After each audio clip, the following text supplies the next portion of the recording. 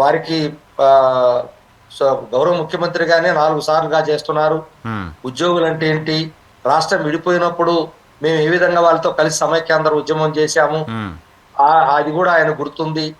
అదే విధంగా ఆయన కూడా మాకు ఆ, హైదరాబాద్ వదిలిపెట్టుకొని వస్తే మా ఉద్యోగుల కోసం ఏం చేశాడు, అన్ని సదుపాయాలు కల్పించటం గాని, హెచ్ఓడి సెక్రటరియట్ వాళ్ళకి ఇక్కడ బ్రహ్మాండమైన సదుపాయాలు ఇప్పించటం గాని, లేదు హైయెస్ట్ ఫిట్మెంట్ ఇచ్చినటువంటి ఘనత గాని 43% తో, ఇంకోసారి 39% తో అన్ని బాగానే చేసినటువంటి చరిత్ర ఉంది.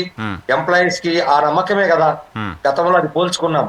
ఆయన ఒక రవ్వ పనిని ఎక్కువ శాతం కష్టపెట్టి మీరు చెయ్యాలి, ప్రజలకు బాగా మనం ఎక్కువ ఆన్సర్బుల్ ఉండాలి, మనం బాధ్యతగా ఉండాలని ఎక్కువ ఒత్తిడి ఉండే మాట వాస్తవమైనప్పటికీ మా సమస్యలు కూడా పరిష్కరిస్తారని ఒక నమ్మకం మాకు బలంగా ఉండబట్టే ఆ నమ్మకమే మమ్మల్ని నిన్న మేము ఉద్యోగులందరూ కూడా ఏకతాటి మీదకి వచ్చి చేసిన విషయం పబ్లిక్ గా అందరికి తెలిసిందే. ఏకతాటిపైన పబ్లిక్ ఉద్యోగులంతా కూటమి సర్కార్ రావాలని కోరుకున్నారు. ఇది ఇది open secret, everybody knows it. అది పోస్టల్ బ్యాలెట్ చెప్పింది. పోస్టల్ బ్యాలెట్ కాకుండా పోస్టల్ బ్యాలెట్ 69% వచ్చింది 70%. అది కాకుండా వాళ్ళ కుటుంబ సభ్యులు లెక్కేసుకుంటే అది అన్లిమిటెడ్.